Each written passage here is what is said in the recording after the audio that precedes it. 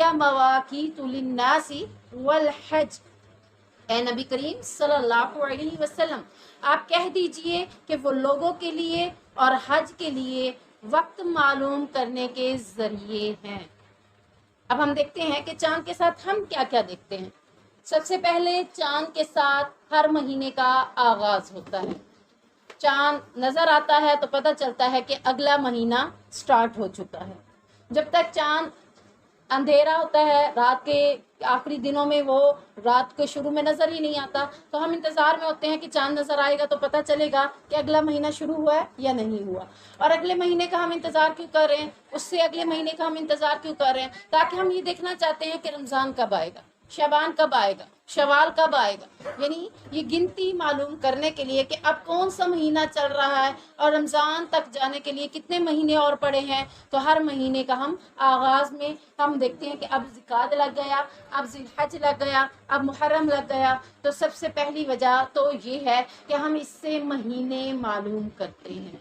साल के कितने महीने हैं? 12 महीने, और 12 महीने हम इसी चांद के ज़रिए मालूम करते हैं।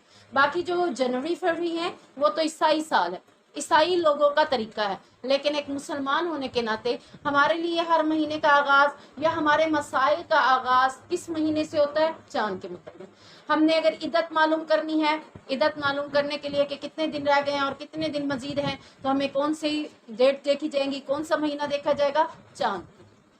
चांद के हिसाब से देखा जाएगा कि चांद की किस तारीख को उनकी डेथ हुई है, उसी तारीख तक 4 माह मुकम्मल किए जाएंगे। उसके बाद 10 दिन और मुकम्मल करके 4 महीने 10 दिन बेवा की इद्दत मुकर्रर होगी। तो ये भी यहाँ से पता चलता है कि ये महीने क्यों काउंट किए जाते हैं। तलाक वाली, इसी तरीके से तलाक के बाद खुला वाली, ये सब अपने महीने चांद के हिसाब से देखेंगे। ईसाई साल के तरीके से नहीं देखी जाएंगी ये चीज़ें, बल्कि चांद के हिसाब से ये सारी चीज़ें देखी जाएंगी। और इसी तरीके से एक इंसान ने हज करना है तो वो कभी भी ईसाई साल को नहीं देखेगा कि जनवरी कब आएगा मैं जाऊँ हज करने के लिए, या सितंबर कब आएगा तो मैं हज करने जाऊँगा। कभी ऐसा होता है कि जनवरी में हज आ रहा है तो कभी सितंबर में आ रहा है, कभी नवंबर में आ रहा है, लेकिन चांद के हिसाब से जिलहज का महीना जब है उसी महीने के अंदर होता है, उससे हटकर किसी महीने में हज नहीं होता।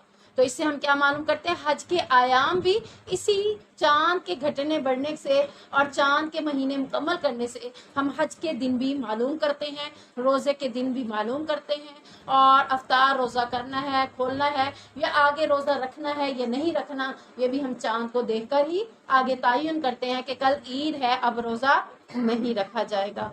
इसी तरीके से लोगों को उजरतें देने के लिए भी वो इसी महीने के हिसाब से देखते थे। वो जनवरी फरवरी को नहीं देखा करते थे, बल्कि किसी की उजरत देने के लिए भी वो इन्हीं तारीखों को, इन्हीं महीनों को देखा जाता था। मुहर्रम, सफ़र, रबीउल अव्वल, रबीउल सानी।